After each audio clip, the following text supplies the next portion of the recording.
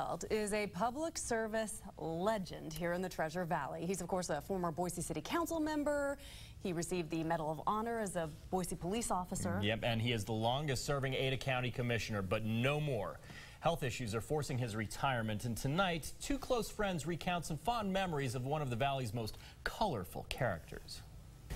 I give him a bad time because he was in here so much. Roger Simmons is talking about how often Vern Bisterfeldt can be found in the history of Boise police. If this was a yearbook, Bisterfeldt would be class president. His public service was awarded with a plaque at the Public Safety Building, which now bears his name.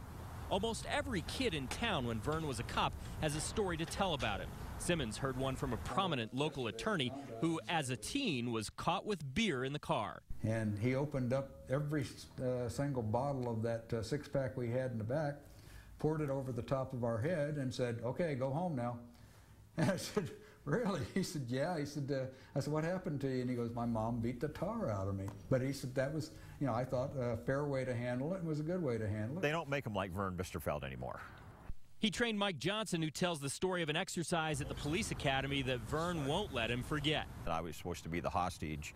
Vern had his gun, and back in those days, we used regular starter blanks. I remember I grabbed Vern's gun, which he had loaded with blanks, but he had loaded them with the high-power blanks, and it blew a hole through his coat and feathers and burnt my coat.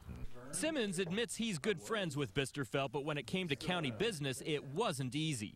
Vern and I had knockdown, drag-out fights. I mean, we had disagreements all the time.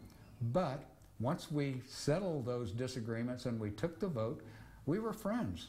And even though Vern is retired before, Simmons says this time is different. I don't think he will do it again.